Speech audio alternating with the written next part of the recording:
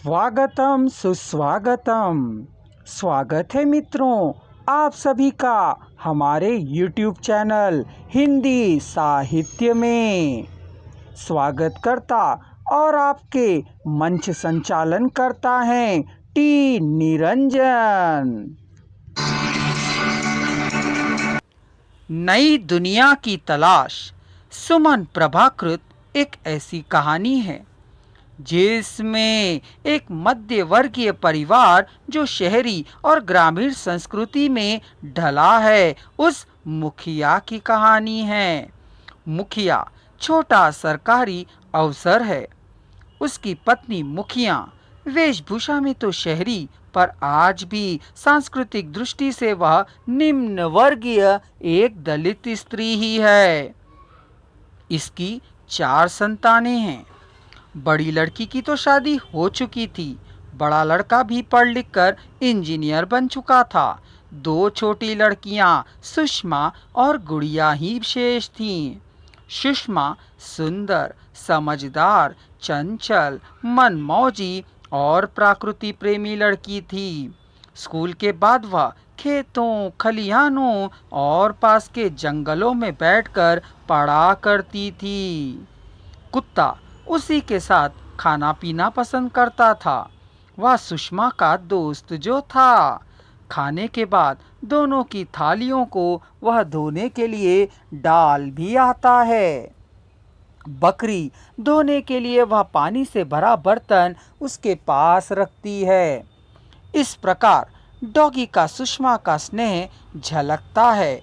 उसके बिना डॉगी कभी खाना भी नहीं खाता है। बकरी भी सुषमा को देख बिल्ली बन जाती है। दूध दोहने के बाद दूध के कमंडल को उठाकर डॉगी ही चूल्हे के पास रखाता है। बकरी, मुर्गी और डॉगी फिर से गुड़िया और सुषमा के साथ खेलने लगते हैं। यही बस उनका काम होता है। गुड़िया और सुषमा का काम जैसे ही खत्म होता है वे दोनों भी खेलने लगती हैं। सुषमा का कॉलेज का एक दिन पहला दिन था, इसलिए उसने सबको मिठाई खिलाई। माँ ने उसकी मनपसंद ड्रेस भी लाकर उसे दे दी।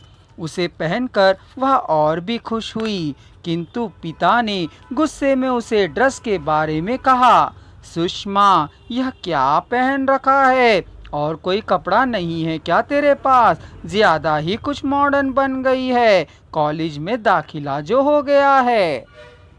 पिता की डांट सुनते ही सभी अपनी अपनी जगहों पर चले गए, क्योंकि सभी उनसे डरा करते थे। सुषमा के लिए पिता को अंग दिखने वाले कपड़े पहनना ठीक नहीं लगा। उस दिन के बाद सुषमा कभी कॉलेज वैसे कपड़े पहनकर नहीं गई। उन्हीं दिनों उनके घर मुखिया की बहन अर्थात सुषमा की बुआ आई हुई थी। बुआ की वेशभूषा तो गांव में काम करती दलित महिलाओं की तरह ही थी।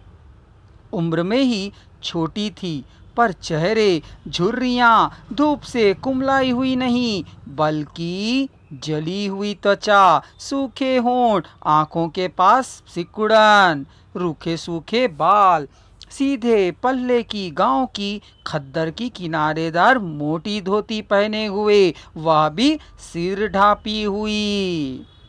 उसे पता नहीं वह कब अक्ल आएगी।